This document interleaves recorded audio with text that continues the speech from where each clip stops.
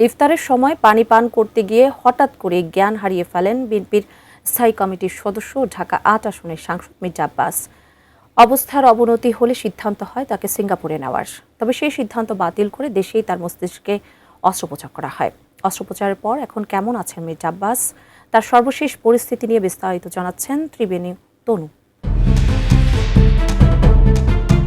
ত্রয়োদশ জাতীয় সংসদের প্রথম অধিবেশন শুরু হয় গত ১২ই মার্চ। বহুল কাঙ্ক্ষিত এই দিনে নির্বাচিত প্রতিনিধিরা উপস্থিত থাকলেও থাকতে পারেননি ঢাকা ৮ আসনের আলোচিত সংসদ সদস্য এবং বিএনপির স্থায়ী কমিটির সদস্য মির্জা আব্বাস। সংসদে যাওয়ার কথা থাকলেও তার স্থান হয় রাজধানীর এভারকেয়ার হাসপাতালে। ১১ই মার্চ ইফতারের সময় পানি পান করার সময় হঠাৎ করেই জ্ঞান হারিয়ে ফেলেন বিএনপির এই নেতা।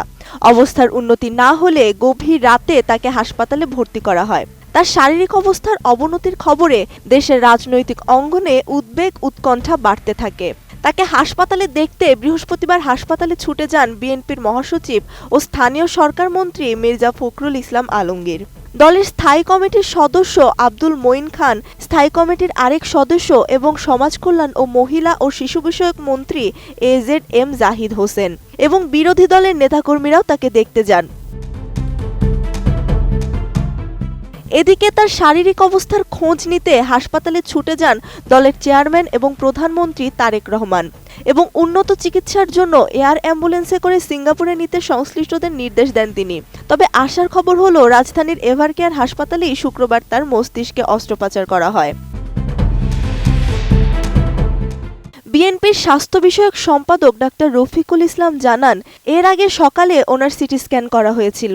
সেই রিপোর্টে অবস্থার অবনতি দেখা গেলে দ্রুত একটি ভার্চুয়াল মেডিকেল বোর্ড বসে এবং সব কিছু পর্যালোচনা করে এই অস্ত্রোপচারের সিদ্ধান্ত নেয়। এ বিষয়ে পরিবারের সদস্যদের সম্মতিও নেওয়া হয়েছে। এদিকে মির্জা আব্বাসের সুস্থতা কামনায় সহধর্মিণী ও তার পরিবার দেশবাসীর কাছে দোয়া প্রার্থনা করেছেন। এদিকে মির্জা আব্বাসের সুস্থতা কামনায় তার সহধর্মিণী এবং তার পরিবার দেশবাসীর কাছে দোয়া প্রার্থনা করেছেন। ত্রিবেণী তনু, ATN নিউজ। উৎসবে ভালো